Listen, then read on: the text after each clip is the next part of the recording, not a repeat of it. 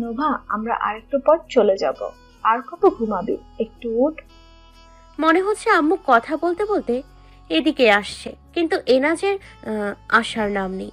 সে এখনো আমার কানে তার অধর যুগল ছুঁয়ে বসে আছে। তারপর যে অঘটন ঘটলো তার জন্য আমি কিংবা এনাজ কেউই প্রস্তুত ছিলাম না। আম্মু কথা বলতে বলতে এদিকে আসছে, কিন্তু এনাজের সরার নাম নেই। সে এখনো আমার কানে তার অধর যুগল ছুঁয়ে বসে আছে। তারপর সে অঘটন ঘটলো তার জন্য আমি কিংবা এনাজ কেউ প্রস্তুত ছিলাম না। অঘটন ঘটার আগে আমি বাইরে তায়াং ভাইয়া ও আম্মুর কথা শুনতে পেলাম। আম্মু সম্ভবত এদিকে আসছিল, তখনই তায়াং ভাইয়া তার পথ আটকিয়েছে। কি হয়েছে খালামণি? নোভা কি এখনো ঘুমে? তাই তো দেখতে যাচ্ছি। আমরা একটু পর চলে যাব। আরো এখনো ঘুমাচ্ছে। ওকে না বলে চলে গেলে আবার গাল ফুলিয়ে বসে থাকবে। আচ্ছা তুমি যাও, আমি দেখছি। তোমাকে আম্মু ডাকছে, কি জানি দেবে মামির জন্য। সবকিছু গোছাতে থাকো, ততক্ষণে আমি ওকে কান ধরে ঘুম থেকে উঠে। আচ্ছা, আমি তাহলে যাই, তুই উঠিয়ে দিস। কোনো চিন্তা করো না, আমি আছি তো। আম্মুর কণ্ঠ পাচ্ছি না। তায়াং ভাইয়া বোধহয় এই রুমে এলো, কিন্তু সে তো নর নামেই নেই। কিন্তু কে জানতো এরপরেই অঘটন ঘটবে। সে সরছে না বলে আমি ধরফর করে উঠে বসতে নিলে দুর্ভাগ্যবশত তার অধর যুগলের সাথে আমার অধর যুগল মিলে গেল। সে যে আমার দিকেই ঝুঁকে আছে সেটা আমি কি জানি। এরকম কিছু হবে তা আমি কিংবা এনাজ কেউ কল্পনাও করিনি। দুজন যে সরে যাব সেই খেয়ালটুকু আমাদের মাঝে নেই। বিস্ফোরিত চোখে একে অপরের দিকে তাকিয়ে আছি।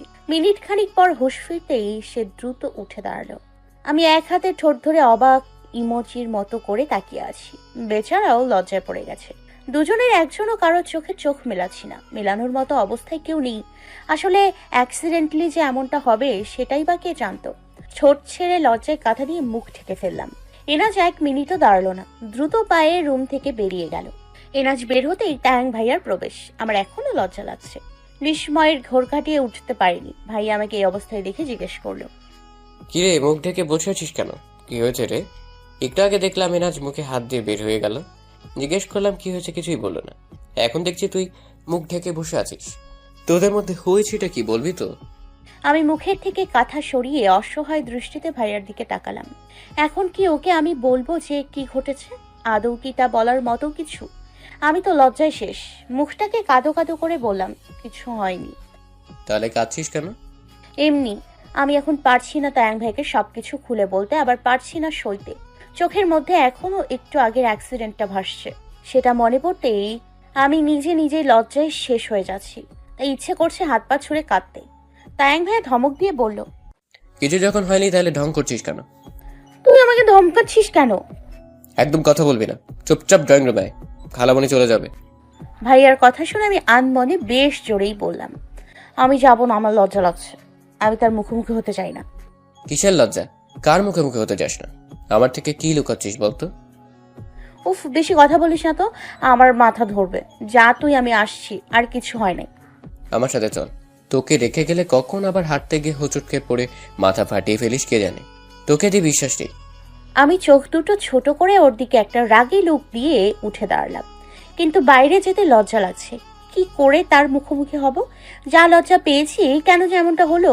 এরকম অ্যাক্সিডেন্ট না হলে কি হতো? ধ্যাৎ, ভালো লাগে না কিছু।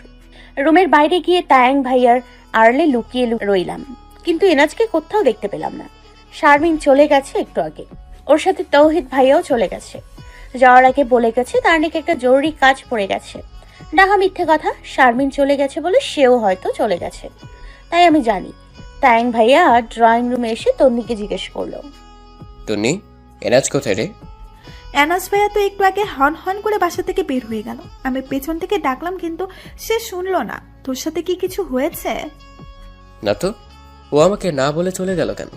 নোবা, তুই কি ওকে কিছু বলেছিস? তায়াং ভাইয়া সন্দেহের চোখে আমার দিকে তাকিয়ে কথাটা জিজ্ঞেস করলো। আমি প্রথমে একটু চমকে গেলেও পরে ডন্ট কেয়ার ভাব নিয়ে বললাম, আমি তাকে কি বলবো? আর সে কেন গিয়েছে তা আমি কি জানি? যাওয়ার আগে কি আমাকে বলে গেছে? আমি কিছু জানি না। তায়াং ভাই আমার কথা বিশ্বাস করলো না। মুখ খুলে যেই আমাকে কিছু বলবে তখনই খালামণি কয়েকটা ব্যাগ এনে ভাইয়ার হাতে ধরিয়ে দিয়ে বলল, তায়াং, এগুলো নিয়ে বাইরে যা, তোর খালামণিকে সুন্দর মতো বাসে উঠিয়ে দিয়ে আসিস। সেখান থেকে বাসায় চলে আসিস, কোনো আড্ডায় বসবি না, বাসায় কাজ আছে। তায়াং ভাইয়া ব্যাগগুলো নিয়ে বাসা থেকে বের হয়ে গেল। আমি শান্তিতে সোফায় বসলাম। এনাজ নেই, এখন লুকিয়ে লুকিয়ে থাকতে হবে না।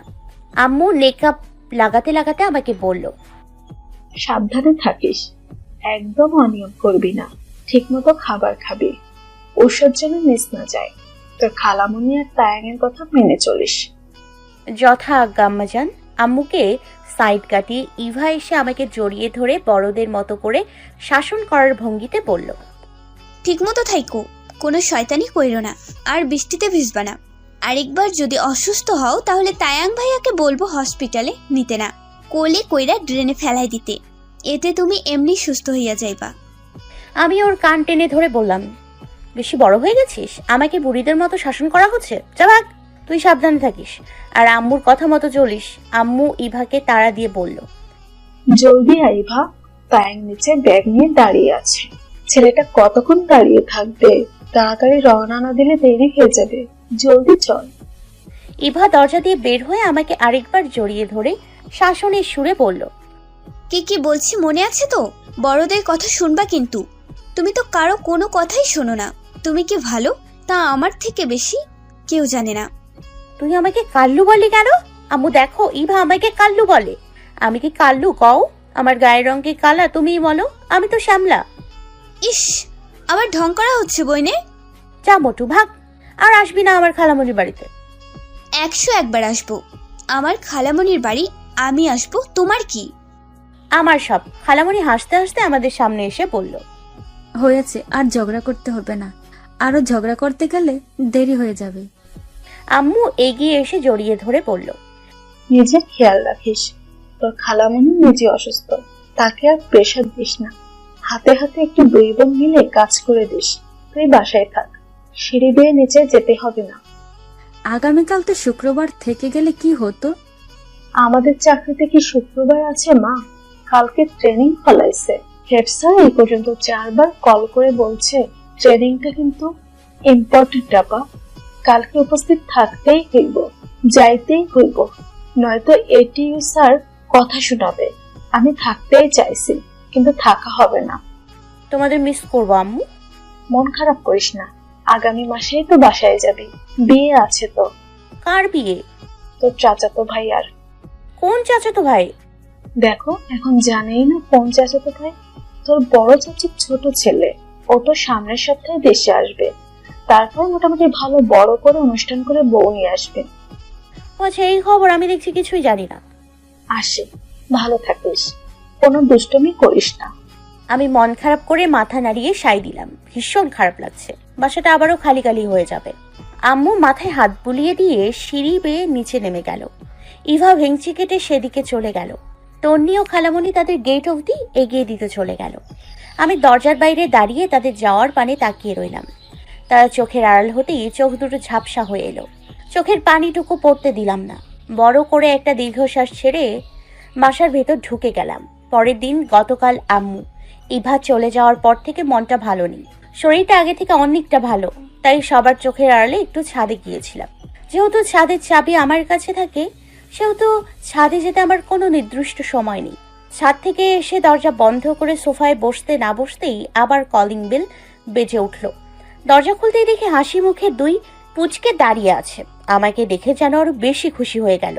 দুজন একসাথে হাসি মুখে বলল, ভাবি, তুমি দেখছি আগের থেকে অনেক সুস্থ।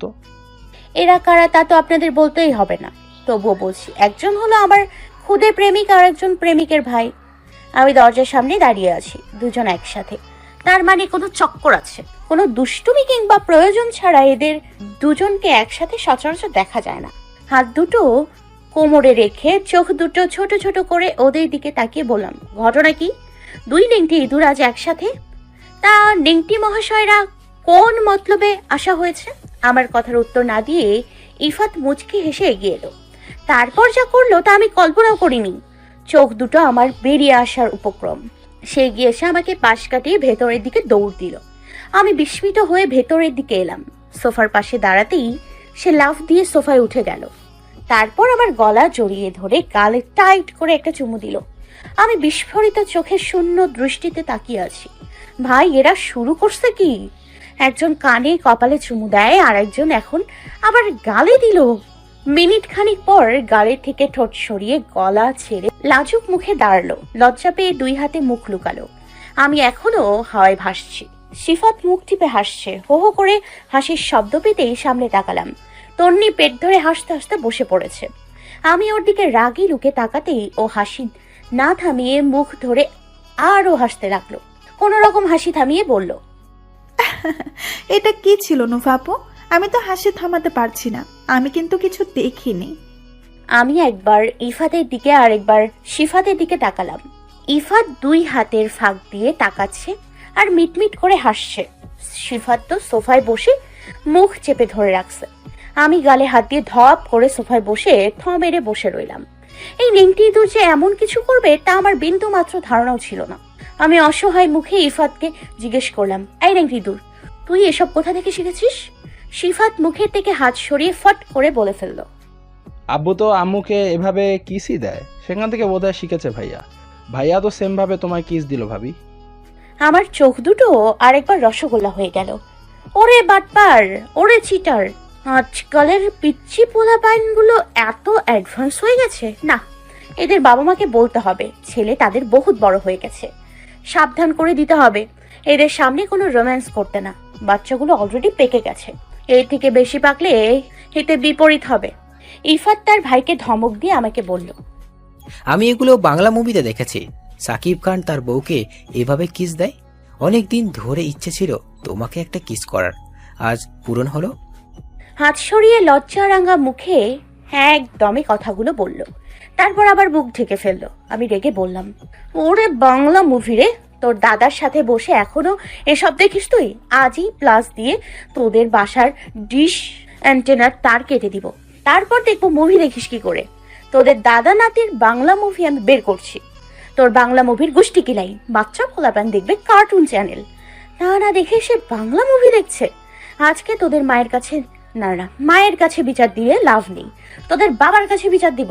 তন্নি হাসতে হাসতে আমার পাশে এসে বসে বলল, বাংলা মুভির কিস করার সিনটা জোশ ছিল। নায়ক ছোট বলে সোফায় উঠে তারপর গলা চড়িয়ে ধরে। থাক, আর কিছু বললাম না, আমার নিজেরই লজ্জা করছে। বাপরে, আজকালকার পিচ্চিরা এত অ্যাডভান্স। এতক্ষণ ঘোরে থাকলেও এখন ঘোর কেটে গেছে। রাগে আমার সারা শরীর কাঁপছে। চিন্তা করুন, বাচ্চা ছেলেগুলো কতটা বজ্জাত হলে এমনটা করতে পারে। সিফাতের দিকে তাকিয়ে দেখি ওর বড় ভাইকে ইশারা করে কি জানি বলতে বলেছে। ইফাত মুখে আঙুল দিয়ে চুপ করতে বলছে।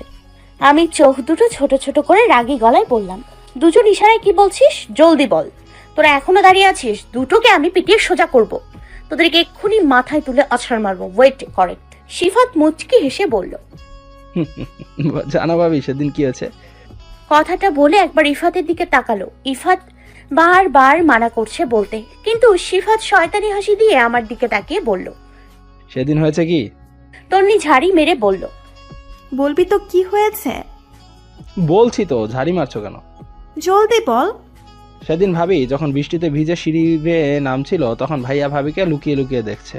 প্রতিদিনই তো ভাবি গোসলের পর যখন ভেজা চুলগুলো বারান্দায় নিয়ে দাঁড়িয়ে ঝাড়ে, তখন ভাইয়া বারান্দায় থেকে লুকিয়ে লুকিয়ে ভাবিকে দেখে। দেখছো ভাবি, ভাইয়া তোমাকে কতটা ভালোবাসে।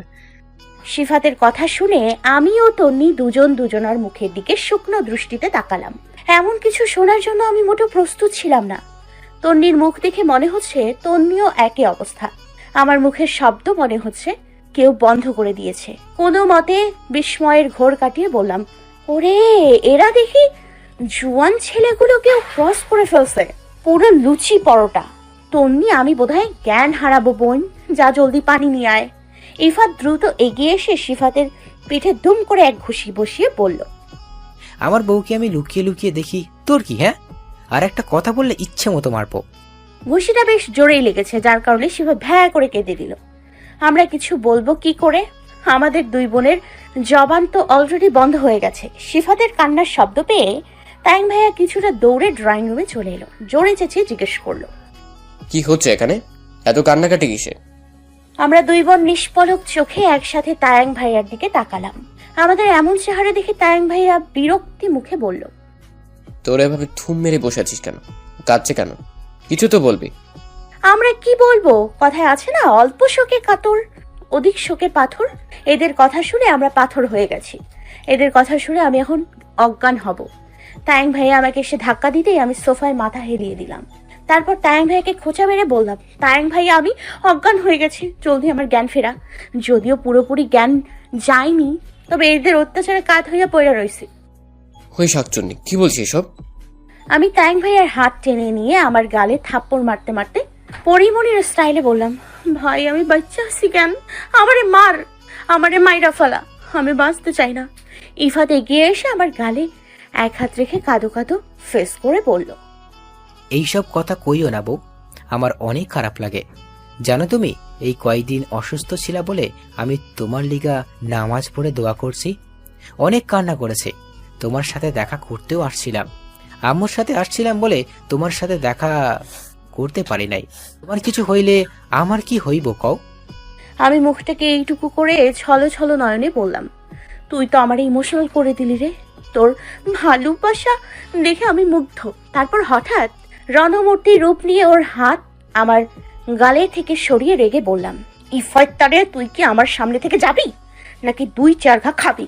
আজকে তোর একদিন কি আমার একদিন, বেশি পেকে গেছো হ্যাঁ? দাঁড়া, তোরে আজকে আমি কাঁচা চাবাইয়া খাইয়া ফেলাইমু, একটু লবণও নিমু না। বাঁচতে চাইলে আমার সামনে থেকে ভাগ।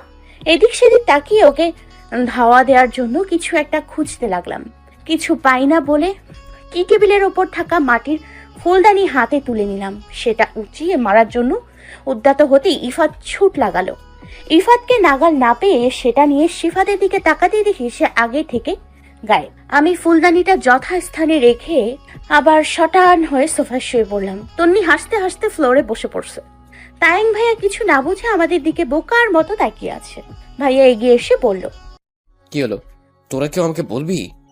তন্নি হাসির রেশ কমিয়ে বলল, নোভা আপুকে জিজ্ঞাসা করো। কেন, তুই বললে কি সমস্যা?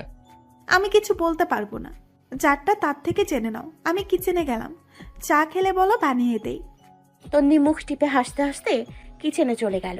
তায়াং ভাইয়া আমার সামনে এসে খোঁচা মেরে রাগী ভঙ্গিতে বলল, বলবি কি হয়েছে? আমি ভাইয়ার দিকে না তাকিয়ে চেঁচিয়ে বললাম, ভাইয়া আমারে নাড়া দিস না, আমি কিন্তু মইরা গেছি। ভাইয়া রেগে আমার হাত ধরে এক টানে বসিয়ে দিল। আমার পাশে বসে রেগে দাঁতে দাঁত চেপে বলল, জলদি বল কি হয়েছে, নয়তো খারাপ হয়ে যাবে কিন্তু নবী। কি বলবো দুঃখের কথা ভাইয়া, আমার তো কচু গাছের সাথে গলায় ফাঁস দিতে ইচ্ছে করছে। এই 2 পুচকে আমার জীবনটারে তেজপাতা বানায় ফেলতেছে। শিরোনাম শুনতে চাইনি, বিস্তারিত বল। আমি ভাইয়াকে প্রথম থেকে সবকিছু খুলে বললাম, এমনকি ইফাতে দেয়া চিঠির কথাও। সব শুনে ভাইয়া আমার দিকে হতবাক হয়ে কিছুক্ষণ তাকিয়ে রইল। তারপর ফিক করে হেসে সোফায় গড়াগড়ি দিতে লাগলো। আমি ওর চুল টেনে বললাম, এই ছামড়া, পাগল হয়ে গেলি নাকি? আল্লাহ, কি ছিল এগুলো? পিচ্চিগুলো এত পাকনা কবে হলো? বইন, আমরা কি করলাম জীবনে? এই জীবন রেখে কি লাভ বল? চল একসাথে বুড়িগঙ্গায় লাফ দিই। তাই করতে হবে। আমি 28 বছরের জীবনে যা করতে পারি নাই, তাই 10 বছরে পুচকে ছেলে করছে। ভাবা যায় এসব? আহা, কি প্রেম, কি ভালোবাসা! আমি শিহরিত। তাই ভাই যা তো আমার চোখের সামনে থেকে যা। কোথায় আমার একটু সান্ত্বনা দিব তা না করে আমার মনের আগুনে আরো ঘি ঢালতেছে। বই, আমার একটু হাসতে দে, অনেকদিন এরকম বিনোদন পাই না। থাক তুই তোর বিনোদন নিয়া, আমি গেলাম যত সব ফাউল কাজ কাম। না, এবার ওই পুচকে 2টার বিরুদ্ধে অ্যাকশন নিতেই হইব। আমি রাগে বিড়বিড় করতে করতে সোফা থেকে উঠে রুমের দিকে রওনা দিলাম। তায়াং ভাইয়া মোবাইল বের করে কাকে যেন কল করলো। তারপর হাসতে হাসতে বলল, দোস্ত, তোর তো কপাল পুড়লো, তোর ভালোবাসায় এক খুদে প্রেমিক ভাগিদার হয়েছে। আজকে কি হয়েছে জানিস? আর কোনো কথা শোনার মতো অবস্থায় আমি নেই। আমি তায়াং ভাইয়ার কথায় ভ্রুক্ষেপ না করে দ্রুত পায়ে রুমে চলে এলাম। কি কাণ্ডটা করলো আজ! এগুলো কি মেনে নেওয়া যায় বলেন? গোসল করে চুল ঝাড়তে ঝাড়তে বাইরে বের হলাম। শরীরটা আগে থেকে অনেকটা সুস্থ, মাথাটা মাঝে মাঝে একটু ঝিমঝিম করে, আর ওষুধ খেলে ঘুমের চোখ বুঝে আসে। বর্তমানে এই 2টো প্রবলেম ছাড়া বাকি সব ঠিক আছে। তন্নি খালামণিকে রান্নায় সাহায্য করছে। বারান্দায় জামা কাপড়গুলো শুকোতে দিয়ে কিচেনের দিকে হাঁটা দিলাম। রুম থেকে বের হতেই দেখি তায়াং ভাইয়া পাঞ্জাবি প্যান্ট টুপি পরে নায়ক সেজে বেরোচ্ছে। এত কড়া পারফিউম লাগিয়েছে যে তার গন্ধে আমার বমি এসে পড়বে।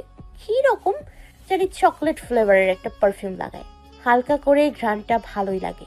কিন্তু ভাইয়া অতিরিক্ত দিয়ে ঘ্রাণটাকে গন্ধে পরিণত করে। আমি সন্দেহের দৃষ্টিতে তাকিয়ে জিজ্ঞেস করলাম। জুমার নামাজ পড়তে। আমি অবাক হয়ে জিজ্ঞেস করলাম, তুই আবার নামাজও পড়িস? কেন, তোর বিশ্বাস হয় না? তাই তো জিজ্ঞেস করছি, তুই কি সত্যি নামাজের জন্য যাচ্ছিস নাকি মসজিদে মিষ্টি দেবে তার জন্য যাচ্ছিস? এই, আমি মিষ্টির জন্য মসজিদে নামাজ পড়তে যাই? যে শুক্রবারের মসজিদে মিলাদ পড়াবে সে শুক্রবার তোকে মসজিদে যেতে দেখি। তাছাড়া তো মসজিদের সামনেও তোকে দেখা যায় না।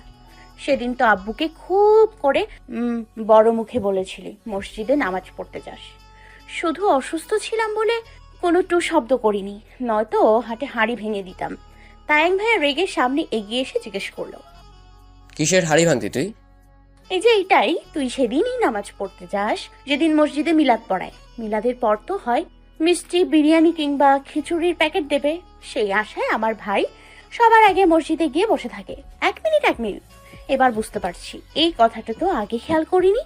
আমি জানি তুই বন্ধুদেরকে কল করে আগে জেনে নিস মসজিদে মিষ্টি দেবে কিনা। দিলে নামাজ পড়তে যাস, না দিলে যাস না। তাই তো তোকে সব জুমার নামাজ পড়তে যেতে দেখি না। লাত্তি খাইতে না চাইলে সামনে থেকে সর। উচিত কথার ভাত নাই, সত্যি কথা বলতেছি তো তাই গায়ে লাগতেছে। ভাইয়া এগিয়ে এসে মুঠ করে কতগুলো চুল ধরে জোরে টান দিয়ে বলল, ভালো করে বলছি, ভালো লাগে নাই? তুই আসলেই ভালো কথার মানুষ না।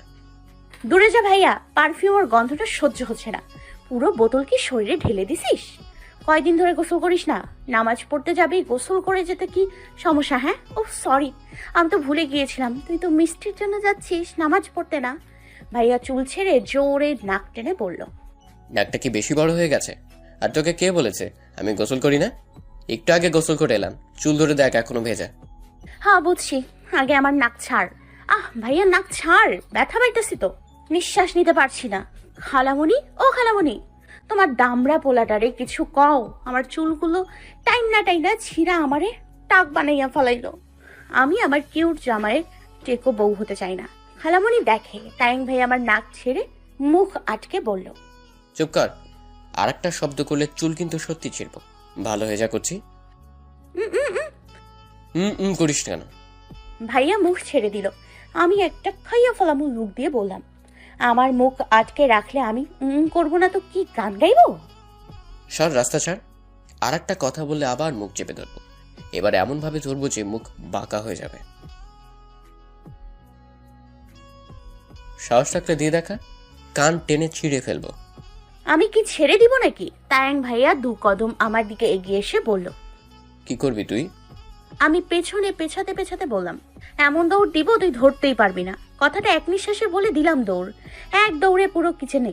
ওকে অনেক রাগানো হয়েছে, এর থেকে বেশি রাগালে আমার কপালে আজকে শনি রবি সোম সবই চলে আসবে। তায়াং ভাইয়ের জন্য অপেক্ষা করতে করতে আমাদের পেটে ইঁদুরে ড্রাম পেটানো শুরু করছে, কিন্তু পাঠাটার আসার নামও উনি। খালামণি অবশ্য আমাকে খেয়ে ঔষধ খেতে বসছে, কিন্তু আমি শুনিনি। 3 ভাই বোন একসাথে খাবো বলে অপেক্ষা করছি। তন্নি একটু আগে গোসলে ঢুকেছে, এখনো বের হয়নি। তায়াং ভাইয়া আসেনি। সত্যি বোধহয় আজকে মসজিদে মিষ্টি দেবে, যার জন্য আমার ভাই এখনো অপেক্ষা করে বসে আছে। বেচারাকে আজ যা রাগিয়েছি, ওকে রাগাতে আমার হ্যাপি লাগে। মিনিট 5 পর কলিং বেল বেজে উঠল। আমি দৌড়ে গিয়ে দরজা খুলে দিলাম। তায়াং ভাইয়া দরজার সামনে শপিং ব্যাগ হাতে দাঁড়িয়ে আছে। আমি ভ্রু নাচিয়ে জিজ্ঞেস করলাম, ভাইয়া মিষ্টি দেয় নাই? না, বাইরে নিয়ে দিছে, খাবি? না, ওসব বাইরানি টাইরানি আমি খাই না। থাক ভাইয়া, রাগ করিস না। একদিন মিষ্টি দেয়নি বলে তুই এরকম রাগ করতে পারিস না। তুই তোর বন্ধুদের কল করে জিজ্ঞেস করিস নাই আজকে মিলাদ পড়াবে নাকি? নিশ্চয় ভুলে গেছিস। পরের বার গেলে ওদের কল করে জেনে নিস, নয়তো তোকে রেগে আসতে হবে না। সামনে থেকে সরবি নাকি উষ্টা খাবি? তোরে আমি ঠুয়ামু। সুস্থ হইতে না হইতেই বাদরামে শুরু করেছিস। জোর করে একটা ধাক্কা দিয়ে ভাইয়া ভেতরে ঢুকে গেল। খালামণিকে উদ্দেশ্য করে বলল, আম্মু দেখো, কোন দিন জানি আমি ওরে বস্তায় বইরা বুড়িগঙ্গায় ফেলায় আসি।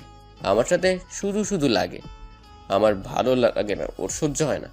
খালামণি ও কথা শুনে মুচকে এসে বলল, 10টা না 5টা না একটা মাত্র খালাতো ভাই তুই, তোর সাথে লাগবে না তো কার সাথে লাগবে? তুই বড় ভাই না? বড় ভাইয়ের সাথে তো ছোট বোন একটু আধটু মজা করবেই। ওই শাকচুনি কি একটু আধটু মজা করে? আমার মান সম্মান নিয়ে টান দেয়। সেদিন আমার বন্ধুদের সামনে 3 বার যা বলছে, তাতে আমি শুধু পারি নাই ওরে কাঁধে উঠাইয়া পিক্কা পানিতে ফালাইতে। আমি ইনোসেন্ট ফেস করে খালামণিকে জড়িয়ে ধরে বললাম, দেখছো খালামণি, দেখছো তোমার সামনেই আমার সাথে এমন করে। তুমি না থাকলে তো আমাকে দেখতেই পারে না, অনেক মারে। দুপুরে জানো আমার চুল টান দিছিল। তাইং ভাইয়া সোফায় মাত্র বসতে নিয়েছিল, আমার কথা শুনে কটমট করে তাকিয়ে ধপ করে সোফায় বসে বলল, এখন আম্মুর সামনে ন্যাকা সাদা হচ্ছে। খালামণি আমাদের কাণ্ড দেখে মিটমিট করে হাসছে, কাউকে কিছু বলছে না। হঠাৎ খালামণি তায়াং ভাইকে জিজ্ঞেস করলো, তোর হাতের শপিং ব্যাগে কি? আমি ফট করে বলে উঠলাম, ভাইয়া মিষ্টি নাকি? তায়াং ভাইয়া রেগে ফুসতে ফুসতে বলল, এর মধ্যে পাঞ্জাবি, আর একবার মিষ্টি কথা বলে তোকে ড্রেনের পানিতে চুবাব। আল্লাহ ভাইয়া তুই এমন, 2 প্যাকেট মিষ্টির জন্য আরেকটা পাঞ্জাবি নিয়ে মসজিদে যাস, যাতে করে তোকে কেউ চিনতে না পারে। এক পাঞ্জাবিতে তো ধরে ফেলবে, 1 প্যাকেটের বেশি মিষ্টি দেবে না। তাই দ্রুত একটা পাল্টিয়ে আরেক পাঞ্জাবি পরে আর 1 প্যাকেট মিষ্টি নিয়ে আসিস। হ্যাঁ, তুই এরকম মন মানসিকতা নিয়ে চলিস? ছি ছি ছি, আমি কখনো ভাবতেও পারিনি আমার ভাই এমন। আম্মু ওরে চুপ করতে বলো, নয়তো ওর কপালে মায়ের আছে। শাকচুন্নিরে এটা বানাতে দিছিলাম, নামাজ শেষে দর্জি দোকান থেকে নিয়ে এলাম। হয়েছে, আর শাক দিয়ে মাছ ঢাকতে হবে না। ভাবছিলাম তোকে আর কিছু বলবো না, কিন্তু তুই তা হতে দিলি না। আজকে তোর খবর আছে, তুই শুধু একটু দাঁড়া। ভাইয়া সোফা থেকে উঠে আমার দিকে দৌড়ে এলো। আমিও ততক্ষণে এদিক সেদিক ছুট লাগালাম। দুজন গোল গোল করে ঘুরতে লাগলাম। ভাইয়া যদি এখন আমায় ধরতে পারে তাহলে কাপড়ের মতো নিংড়ে রস বের করবে। আমি জানি একটু বেশি বাড়াবাড়ি করছি। এগুলো হলো অসুস্থ থাকা অবস্থায় আমাকে ধমকানোর উসুল। রিভেন্স নিয়ে নিলাম, কিন্তু এখন ওর হাত থেকে বাঁচবো তো? পরের দিন ক্লাসরুমে বসে বসে হাই তুলছি আর বিরক্তি সহকারে স্যারের দিকে বারবার তাকাচ্ছি। ক্লাস টাইমও শেষ হয় না। একবার ঘড়ির দিকে তাকাই তো আরেকবার স্যারের দিকে। বিজনেস ম্যাথ ক্লাস চলছে। এই স্যারটা অতিরিক্ত কথা বলে, যার ফলে বেশিরভাগ সময় এর ক্লাস করি না। পড়ার থেকে অপ্রাসঙ্গিক কথা বেশি। এই সাবজেক্টের কিছু বুঝি না।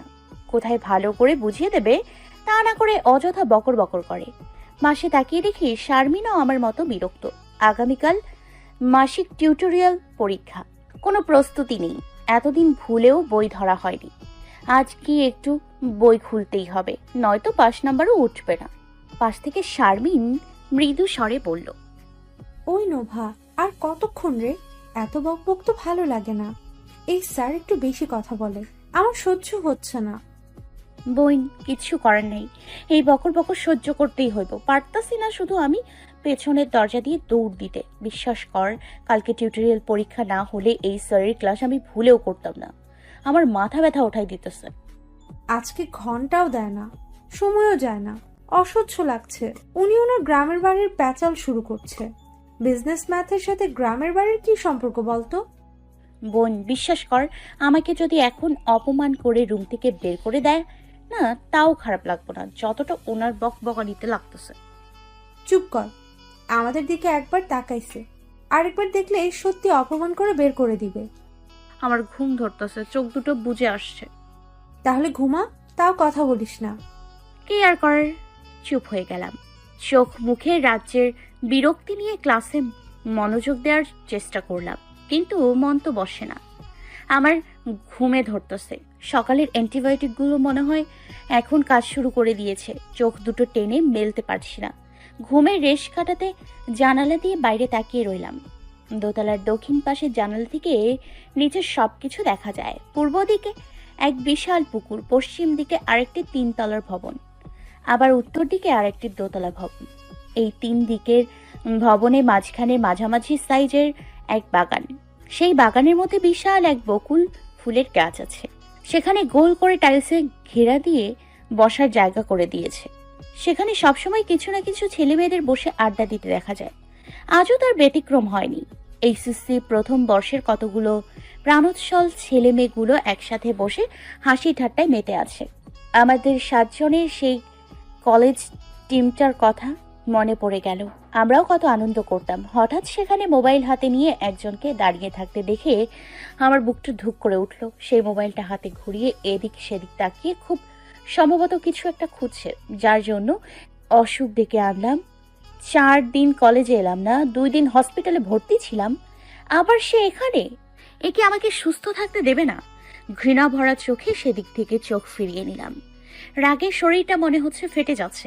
আমার চেহারার অবস্থা দেখে শারমিন আমার এক বাহু ধরে ঝাঁকি মেরে বলল,